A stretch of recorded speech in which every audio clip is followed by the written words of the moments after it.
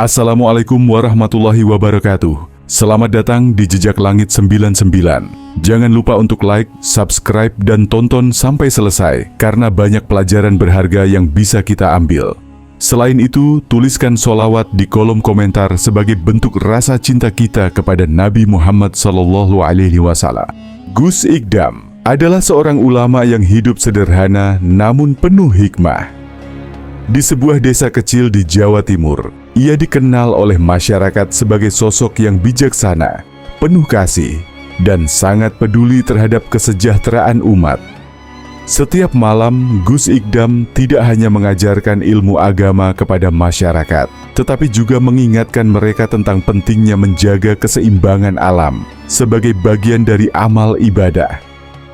Namun, kehidupan yang damai dan penuh kedamaian itu tiba-tiba terguncang ketika berita tentang banjir besar di Jawa Barat menyebar ke seluruh penjuru negeri. Dari radio yang terpasang di rumahnya, suara berita bencana yang menyayat hati itu terdengar jelas. Banjir bandang yang melanda Jawa Barat telah menghancurkan banyak desa. Rumah-rumah terendam, sawah-sawah rusak, dan ribuan orang kehilangan harta benda mereka. Gus Ikdam yang sedang duduk di teras rumahnya terdiam. Matanya jauh menerawang, berpikir keras, hatinya bergejolak, merasa ada sesuatu yang lebih besar dari sekadar musibah alam yang sedang terjadi. Keprihatinan Gus Ikdam semakin dalam saat mendengar kabar bahwa jumlah korban jiwa semakin bertambah. Di desanya, ia merasakan gelombang emosi yang tak bisa ia ungkapkan. Sebagai seorang ulama yang selalu menenangkan hati umat, kali ini ia merasa seperti tak mampu berbuat apa-apa. Ia berdoa dengan sungguh-sungguh, memohon kepada Tuhan untuk memberikan petunjuk, agar ia bisa mengerti apa yang sebenarnya terjadi. Pada malam itu, setelah salat tahajud yang panjang, Gus Ikdam tidur dengan pikiran yang penuh kekhawatiran. Namun sesuatu yang aneh terjadi. Ia terbangun dari tidurnya dalam keadaan terengah-engah. Tubuhnya basah oleh keringat, namun matanya seperti melihat sesuatu yang tak tampak oleh orang biasa.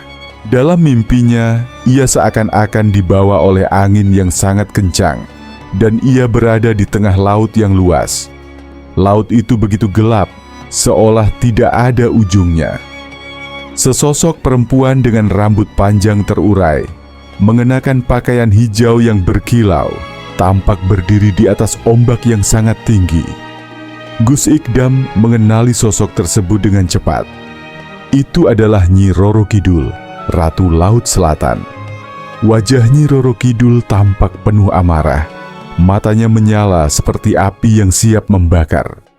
Suaranya menggema seperti gelombang laut yang menghantam batu karang. "Kau datang kemari, wahai manusia yang bodoh," katanya dengan nada tinggi yang penuh kebencian. "Kalian telah mengotori lautku, kerajaan laut yang telah aku jaga selama berabad-abad. Sampah-sampah yang kalian buang ke laut telah mengotori kehidupanku. Kini aku murka. Apa yang kalian buang akan kembali menghantui kalian dalam bentuk bencana yang lebih besar." Gus Ikdam merasa ketakutan, namun ia tidak gentar. Dengan penuh keberanian, ia menjawab, "Tapi, Ratu Laut, kami tidak tahu. Kami tidak tahu bahwa tindakan kami merusak kehidupan laut dan menyakiti kerajaanmu." Nyi Roro Kidul tertawa dengan penuh penghinaan. "Kalian manusia selalu mengatakan tidak tahu, tetapi kalian tahu. Kalian tahu bahwa apa yang kalian lakukan itu salah. Sampah-sampah yang kalian buang ke laut bukan hanya sampah biasa. Itu adalah penghinaan terhadapku dan kerajaan lautku. Kini, aku akan memberi pelajaran. Banjir yang melanda Jawa Barat adalah kutukan dariku, dan itu akan terus berlanjut sampai manusia berhenti merusak alam." Gus Ikdam terpaku, hatinya sangat sedih dan kecewa. Ia sadar bahwa bencana yang terjadi bukanlah sebuah kebetulan atau takdir yang tidak bisa diubah. Semua itu adalah akibat dari kelalaian manusia yang tidak menjaga alam dengan baik. Dalam hatinya, Ia tahu bahwa manusia harus bertanggung jawab atas tindakan mereka. Namun, ia juga merasa bahwa masih ada harapan untuk memperbaiki keadaan, dan ia tidak bisa membiarkan Nyi Roro Kidul melanjutkan kutukannya. Keputusan Gus Ikdam untuk melawan kutukan Nyi Roro Kidul datang dari hatinya yang penuh kepedulian terhadap umat dan alam. Ia tahu bahwa jika ia tidak bertindak, bencana ini akan terus berlanjut dan semakin banyak korban yang jatuh. Namun, melawan kekuatan gaib yang begitu besar bukanlah hal yang mudah. Apalagi Nyi Roro Kidul bukanlah sosok yang bisa dilawan dengan kekuatan fisik atau logika manusia biasa. Gus Ikdam tidak menyerah. Ia menyadari bahwa satu-satunya cara untuk mengatasi masalah ini adalah dengan berjuang melalui kekuatan spiritual dan ketulusan hati. Jika bencana ini adalah akibat dari kesalahan manusia, maka manusia itu sendiri yang harus memperbaiki perbuatannya. Tetapi untuk itu, ia harus terlebih dahulu meyakinkan Nyi Roro Kidul agar mencabut kutukannya. Gus Ikdam memutuskan untuk pergi ke Jawa Barat untuk menyaksikan langsung dampak dari bencana tersebut dan untuk mencari tahu lebih dalam tentang apa yang bisa dilakukan untuk mengubah keadaan. Ia berjalan menembus hutan dan gunung, ditemani hanya oleh doa dan tekad yang kuat. Dalam perjalanannya, Gus Ikdam merenungkan apa yang bisa ia lakukan untuk menyelamatkan masyarakat dari kutukan yang telah menghancurkan banyak kehidupan mereka. Sesampainya di Jawa Barat, Gus Ikdam disambut dengan pemandangan yang sangat memilukan. Jalan-jalan penuh lumpur, rumah-rumah terendam, dan orang-orang yang kehilangan segala sesuatu. Rasa sakit yang mendalam terlihat di wajah mereka. Tidak hanya fisik yang rusak, tetapi juga semangat mereka tampak rapuh. Gus Ikdam merasakan kesedihan yang mendalam dalam hatinya, tetapi ia tahu bahwa ini adalah bagian dari ujian yang harus ia hadapi. Di tengah bencana yang melanda, Gus Ikdam berdiri di atas sebuah bukit kecil, memandang luas ke arah Sungai Citarum yang meluap. Di sana, ia berdiri dengan penuh harap, merenung dalam-dalam. Apa yang bisa ia lakukan untuk mengubah hati masyarakat? Apa yang bisa ia katakan agar mereka menyadari betapa pentingnya menjaga kebersihan dan keharmonisan dengan alam? Dengan tekad yang bulat, Gus Ikdam memutuskan untuk mulai berdakwah tentang pentingnya kesadaran menjaga lingkungan, mengajak masyarakat untuk membersihkan sungai dan laut, serta merawat alam agar tidak menimbulkan murka Tuhan. Dalam setiap pengajian yang ia adakan, Gus Ikdam mengingatkan umat untuk selalu menjaga kebersihan, agar alam tetap memberi berkah dan tidak berubah menjadi bencana. Ia menekankan bahwa menjaga kebersihan laut dan sungai adalah bagian dari ibadah, dan itu adalah cara untuk menghormati ciptaan Tuhan. Jangan hanya berharap hujan turun untuk menyirami tanah kita, tetapi jaga juga kebersihan tanah dan laut yang diberikan Tuhan kepada kita. Pesan Gus Ikdam dalam setiap ceramahnya. Meskipun ia merasa bahwa perjuangannya baru saja dimulai, Gus Ikdam tidak pernah lelah.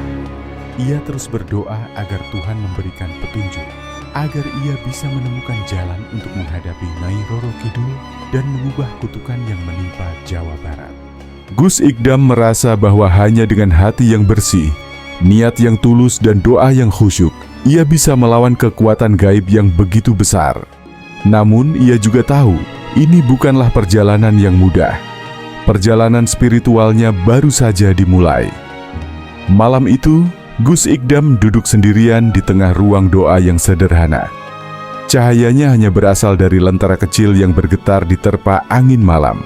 Sepertinya dunia di luar sana tak lagi peduli. Bencana yang menimpa Jawa Barat, kerusakan yang ditinggalkan oleh sampah di lautan, dan marahnya Nyi Roro Kidul adalah bayang-bayang yang terus menghantui pikirannya. Gus Ikdam merasakan, kali ini ia dihadapkan pada ujian besar yang tidak hanya melibatkan manusia, tetapi juga kekuatan alam yang penuh misteri. Ia berdoa dengan tulus, memohon kepada Allah agar diberi petunjuk dan kekuatan untuk menghadapi Nyi Roro Kidul, Sang Ratu Laut Selatan. Hati Gus Ikdam bergetar. Ia tahu untuk menghadapinya bukan hanya sekadar berdoa atau menyampaikan kata-kata yang indah. Ini adalah ujian kesungguhan dan ketulusan hati yang paling mendalam. Gus Ikdam merasa terangkat, seolah-olah tubuhnya mengambang di udara, dan dalam sekejap ia dibawa oleh angin besar menuju sebuah dunia yang asing. Lautan luas membentang tak berujung, dipenuhi kabut yang tebal dan gelombang yang menghempas dengan dahsyat. Di tengah lautan itu, ia melihat sebuah istana yang megah, berdiri kokoh di atas ombak, dikelilingi oleh batu karang tajam. Istana itu tidak terlihat seperti dunia manusia. Itu adalah kerajaan yang hanya dapat diakses oleh mereka yang berani menghadapi kekuatan gaib. Gus Ikdam merasa tubuhnya berat, seolah setiap langkahnya menuju istana itu dipenuhi oleh beban yang sangat besar. Kemudian, dari balik kabut, muncullah sosok yang sangat dikenal olehnya. Nyi Roro Kidul dengan wajah yang sangat cantik namun penuh kemarahan, berdiri tegak di hadapannya. Rambut panjangnya berkilau, seperti ombak lautan yang penuh gemuruh. Pakaian hijaunya melambai-lambai diterpa angin, sementara matanya yang penuh kebencian menatap Gus Ikdam dengan tajam. Suara Nyi Roro Kidul menggema, seolah berasal dari kedalaman laut yang paling dalam. "Kau datang lagi, wahai manusia," kata Nyi Roro Kidul dengan suara yang seram dan menggetarkan hati. "Apa yang kau harapkan kali ini? Aku sudah memberi pelajaran. Lautku telah dipenuhi sampah, dan kalian telah mengotori kerajaan yang seharusnya kalian hormati. Aku memberi kalian bencana sebagai hukuman." Gus Ikdam tidak gentar. Meskipun hatinya berdebar dan tubuhnya terasa lelah, ia tahu bahwa untuk mencapai kedamaian dan menyelamatkan banyak jiwa, ia harus menghadapi kekuatan gaib ini. Dengan suara yang tenang, namun penuh keyakinan, Gus Ikdam berkata, "Nyi Roro Kidul, aku datang bukan untuk menantangmu, tapi untuk mengajakmu berbicara. Banjir ini adalah akibat dari kebodohan manusia yang tidak menjaga alam dengan baik. Namun aku tahu, kutukan yang kau kirimkan tidak akan menyelesaikan masalah. Bukankah lebih baik jika kita bekerja sama untuk mengatasi kerusakan yang telah terjadi?" Nyi Roro Kidul tertawa dingin, suaranya seperti dentuman ombak yang mengerikan. "Kalian manusia selalu mengeluh. Kalian tidak tahu, bahkan tidak peduli dengan apa yang kalian lakukan. Kalian membuang sampah, merusak alam, dan berharap semuanya akan tetap baik-baik saja. Akulah yang menjaga lautan, dan jika aku marah, tidak ada yang bisa menghentikanku." Namun meskipun suara Nyi Roro Kidul mengandung ancaman, Gus Ikdam tetap tenang. Ia tahu bahwa ini bukan hanya masalah kemarahan Ratu Laut, tetapi juga masalah hati manusia yang penuh dengan kelalaian. Dengan penuh keyakinan, Gus Ikdam berkata lagi, "Nyi Roro Kidul, kami menyadari kesalahan kami. Kami ingin memperbaiki dan menjaga alam. Kami ingin mengembalikan lautan dan sungai seperti semula. Apa yang dapat kami lakukan untuk mencabut kutukan ini dan mengembalikan kedamaian di Jawa Barat?" Nyi Roro Kidul terdiam sejenak. Matanya yang tajam mulai meredup, namun ada raut kesedihan yang mulai muncul di wajahnya. Manusia memang selalu datang dengan alasan baik setelah kerusakan terjadi. Apa yang kau minta, ulama? Apakah kau benar-benar yakin bahwa umatmu akan mendengarkanmu? Mereka telah mengabaikan alam selama ini. Lalu, bagaimana mereka bisa memahami bahwa ini adalah pelajaran yang harus mereka terima? Gus Ikdam menatap dalam-dalam mata Nyi Roro Kidul. Ia tahu bahwa ini adalah kesempatan terakhir untuk berbicara dengan hati, untuk mengubah pandangan Nyi Roro Kidul. "Nyi Roro Kidul, kami akan memastikan bahwa ini tidak akan terulang lagi. Kami akan mengajarkan umat kami untuk menghormati alam, untuk menjaga kebersihan laut dan sungai, dan kami akan bekerja keras untuk memperbaiki kesalahan yang telah terjadi. Kami akan berjanji untuk menjaga kerajaanku, menjaga lautmu, menjaga semua yang telah Kau ciptakan. Tiba-tiba, langit yang gelap mulai cerah. Gelombang yang dahsyat mulai mereda, dan suara Nyi Roro Kidul berubah menjadi lembut, penuh renungan. Ia menatap Gus Ikdam dan akhirnya berkata, "Baiklah, aku akan mencabut kutukan ini. Tetapi ingatlah, ini bukan akhir. Aku akan selalu mengawasi. Jika kalian kembali melupakan lautku, aku akan datang lagi." Pagi itu, Gus Ikdam terbangun dari pertemuannya dengan Nyi Roro Kidul dengan perasaan yang berbeda. Angin yang semula menderu keras, kini terasa sejuk dan menenangkan. Di luar, cuaca cerah, tanda-tanda bahwa kutukan Nyi Roro Kidul telah dicabut. Meskipun perasaan lega itu menyelimuti dirinya, Gus Ikdam tahu bahwa ini bukan akhir dari perjuangan. Perjalanan untuk mengembalikan kedamaian di Jawa Barat baru saja dimulai. Ia kembali ke desa dengan semangat yang lebih kuat. Dalam setiap kesempatan, ia terus menyampaikan pesan kepada umatnya tentang pentingnya menjaga alam. Banjir yang melanda Jawa Barat bukan hanya akibat kelalaian manusia terhadap alam, tetapi juga merupakan pelajaran spiritual yang harus diterima dengan hati terbuka. Gus Ikdam mengajak masyarakat untuk bergotong royong membersihkan sungai dan laut, dan mengedukasi mereka tentang pentingnya menjaga kebersihan lingkungan. Kita tidak hanya bertanggung jawab atas tanah dan air yang kita pijak, tetapi juga terhadap kehidupan yang ada di dalamnya, ujar Gus Ikdam dalam setiap khutbahnya. Kita harus menjaga alam dengan penuh kasih, karena alam adalah cermin dari hati kita. Jika kita merusaknya, kita merusak diri kita sendiri. Hari demi hari berlalu, dan perlahan-lahan, kesadaran masyarakat mulai terbentuk.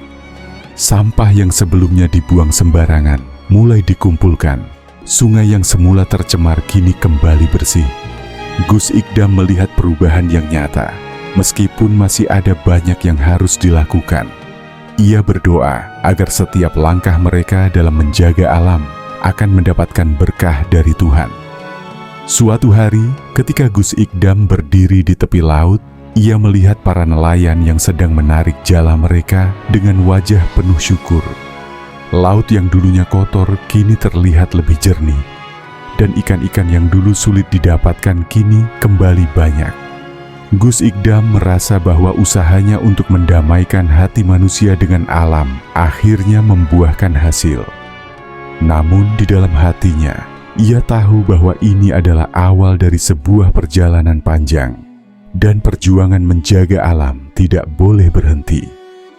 Gus Ikdam menatap ke laut yang tenang, berharap agar semua orang dapat memahami pesan yang sederhana namun sangat penting.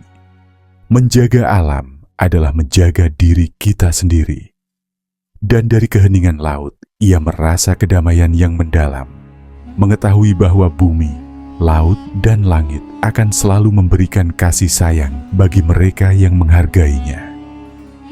Di balik setiap kejadian, baik itu bencana atau kebahagiaan, ada pelajaran hidup yang berharga.